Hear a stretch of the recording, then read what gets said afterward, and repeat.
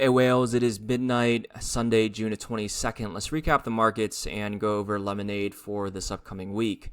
For those that don't know me though, I'm a full-time trader. I do these updates every single day. And to give you an idea in terms of how I'm doing so far for my trades this year, you can see I'm up year to date, 77K USD, 58% win rate, guys. Super proud of myself so far.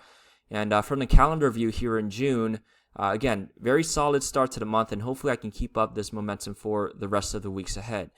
For all my trades, guys, everything that you see here, from Oscar Health to Robinhood to Tesla, I actually posted here in Discord, right? You get the exact entries, target stop losses, and everything that you need here to succeed every single day. So for Robinhood, for Google, Tesla, right? You get all these pre-market scans. And you also can follow my trade forum where I tell you exactly when I get in and get out of trades as well. Not only for day trades, but as well as swing trades too. So looking forward to seeing you here. The link is in the bio for you to join. All right, so with that said, let's jump into Lemonade, guys. So as you guys know from my previous videos, I am a huge investor into Lemonade. I have over $200,000 worth of shares in Lemonade across all my accounts.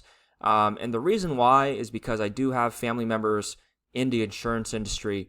And they did mention that, you know, the legacy companies like Allstate, Farmers, etc., they're not doing well as of late, right? Things have been evolving, things have been changing. So I do think Lemonade could be a small disruptor within a massive market, right?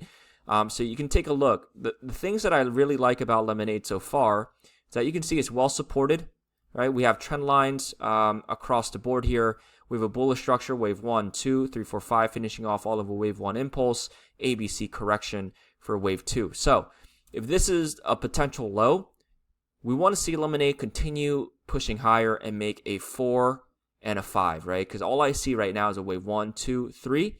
We need to see a 4 and a 5 within the next few weeks here. And the reason why, it's very simple. So in theory, after you see a correction from the lows, you want to see a 5-wave structure. 1, 2, 3, 4, 5. Because after this is an impulsive move. You correct and then go higher. So every impulsive move, guys, always has 5 waves. Now, if you don't get 5 waves in, and from the lows you only get 1, 2, 3. If you only get 3 waves in, this can actually turn into a double correction like this, and then push higher into the future. Okay, I mean, either or scenario is really great, right? Because I can accumulate more on double, but we just have to be aware that you only see 3 waves. If you don't see a 4 and a 5 get put in, right, you can see something like this, a double, retesting back down to maybe like the $13 mark and then higher. Okay, so this is definitely still in play until we see a 4 and a 5. And the reason why we got to be a little bit, wary is that you can take a look at the S&P 500, guys. We are getting very top heavy here from the lows. I see a wave 1, 2 in blue, possible 3, working on a 4 and a 5 into future here. Looks like a correction is in place, right? A blue 4. So just be mindful of where we are. And at any moment, I mean, this can also be the top like this. I wouldn't be surprised if this happens as well and we're going down for a wave 2. And the reason why is because if you take a look at the daily time frame as well, you can see we are making bearish divergence. 3, 4, 5.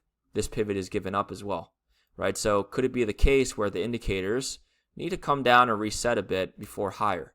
And that's always a possibility.